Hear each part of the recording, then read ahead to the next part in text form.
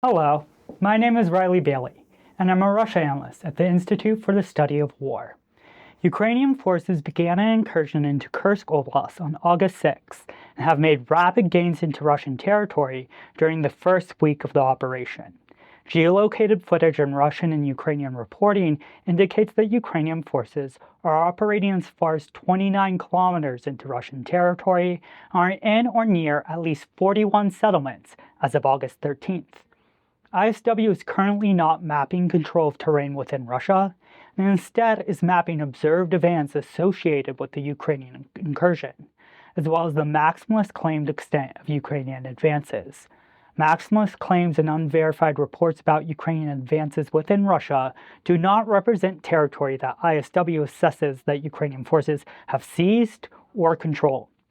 ISW observed evidence and claims that suggested that Ukrainian forces advanced roughly 800 square kilometers into Kursk Oblast as of August 12th, and Ukrainian Commander-in-Chief, Colonel General Oleksandr Syrsky, stated on August 12th that Ukrainian advances encompassed roughly 1,000 square kilometers of Russian territory.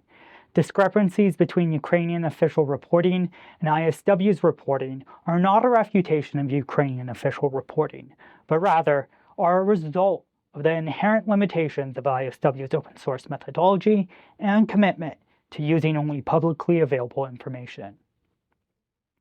The situation in Kursk Oblast is dynamic and rapidly developing, and the extent of Ukrainian advances will likely continue to change within the coming days.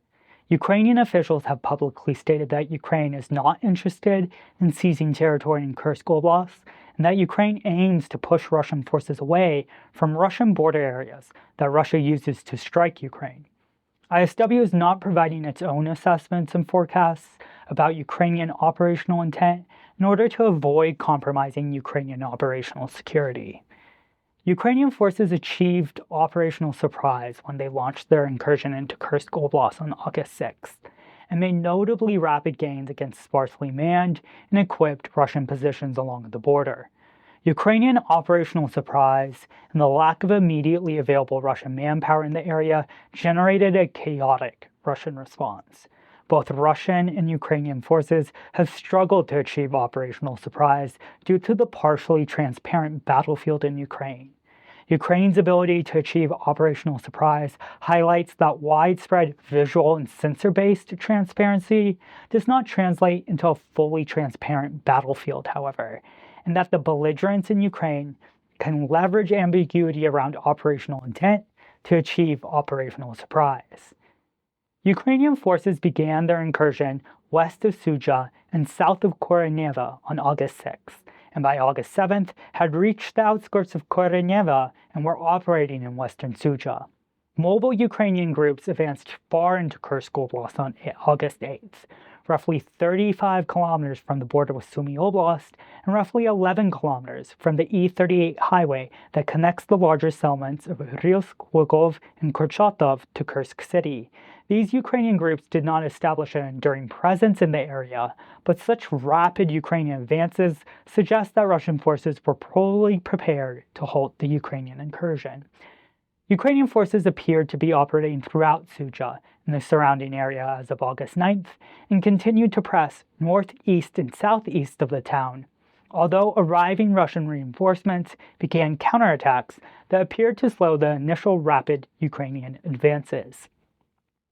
Over the next few days, Ukrainian forces continued to advance south of Koreneva, closer to Koreneva itself, further north of Sudzha in the direction of Lugov, within and around Sudzha, and southeast of Sudzha, at a slower rate of advance.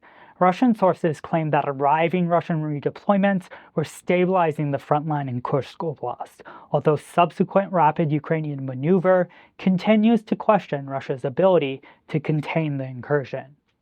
Russian officials acknowledged that Ukrainian mobile groups advanced upwards of 25 kilometers into Polovsky Rayon, Kursk Oblast, on the night of August 10th to 11th, but there were no indications that these groups remained in the area to establish an enduring presence.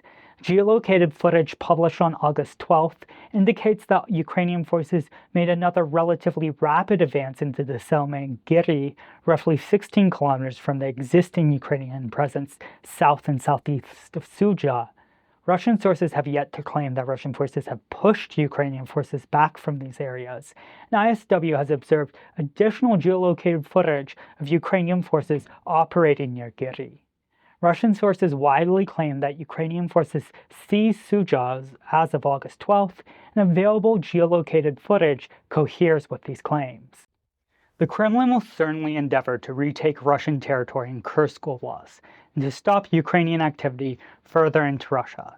A substantial Ukrainian advances within Russia would be a strategic blow to Russian President Vladimir Putin's decade-long effort to cement a legacy of Russian stability, security, and geopolitical resurgence.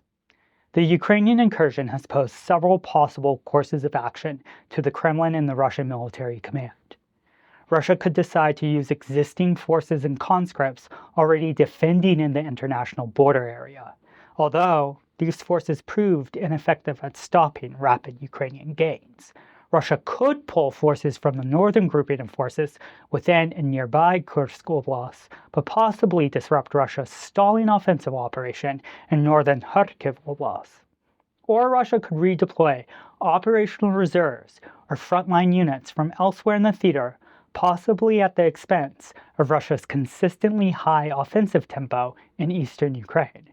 The Kremlin and the Russian military command have chosen a mix of these responses and have committed units comprised of conscripts and irregular forces already deployed to Kursk Oblast, redeploying elements of the northern grouping of forces and select units from frontline areas in Ukraine. This response indicates that the Russian military command has accepted possible disruptions to offensive operations in northern Kharkiv Oblast and other less critical frontline areas. The Russian military command has so far appeared to avoid drawing regular forces from Donetsk Oblast, however, where Russian forces are conducting prioritized offensive efforts, and ISW has observed Russian forces maintaining a similar pace of advance in the Pokrovsk direction while continuing significant mechanized assaults southwest of Donetsk city. It remains to be seen if persistent Ukrainian operations in Kursk Oblast will allow Russian forces to prevent disruptions to their offensive effort in Donetsk Oblast. Russia has so far established a complicated and contradictory command and control structure for its response to the incursion that will likely constrain Russia's ability to slow Ukrainian advances and retake territory. The Russian National Anti-Terrorism Committee announced a counterterrorism operation in Belgorod, Bryansk, and Kursk Oblasts on August 9th in response to the Ukrainian incursion, and Putin appointed Federal Security Service head and National Anti-Terrorism Committee chairperson Alexander Bortnikov to oversee the operation. The apparent FSB-led counterterrorism operation will likely prevent Russia from quickly addressing the disorganized Russian response, as there will likely be friction between the FSB and military structures. Putin appeared to complicate command and control further on August 12th, when he delegated overlapping tasks to the Russian Ministry of Defense, Federal Security Service, and the Rosgvardia. Russian forces have reportedly redeployed and committed up to 11 battalions from at least 4 different Russian groupings of forces to defensive operations in Kursk Oblast, and the hasty assembly and disparate nature of this grouping will complicate the Russian response. These Russian battalions are also likely below their doctrinal end strength.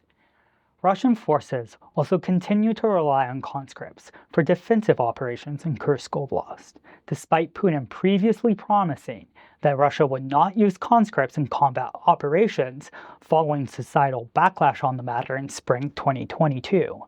Ukraine's cross-border operation into Kursk Oblast therefore threatens the Kremlin with a potential political crisis regarding casualties among Russian conscripts, whom the Kremlin has increasingly relied upon to defend the Russian state border with Ukraine. Ukraine's operation in Kursk Oblast has allowed Ukrainian forces to at least temporarily seize the battlefield initiative in one area of the front line and contest Russia's theater-wide initiative. Russia's possession of the theater-wide initiative since November 2023 has allowed Russia to determine the location, time, scale, and requirements of fighting in Ukraine and forced Ukraine to expend resources in reactive defensive operations. The Ukrainian operation in Kursk Oblast, however, has forced Russia to react and redeploy forces and means to the sector where Ukrainian forces have launched attacks. Putin and the Russian military command likely incorrectly assessed that Ukraine lacked the capability to contest the initiative, and Ukraine's ability to achieve operational surprise and contest the theater-wide initiative is challenging the operational and strategic assumptions underpinning current Russian offensive efforts in Ukraine.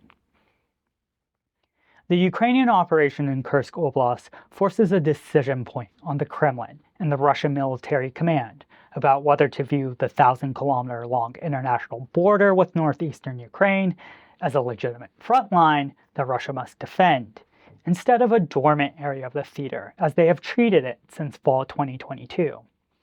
Moscow's response may require the Russian military command to consider the requirements for defending the international border as part of its theater-wide campaign design, and can therefore impose long-term operational planning constraints that Russian forces previously did not face. Thank you for listening.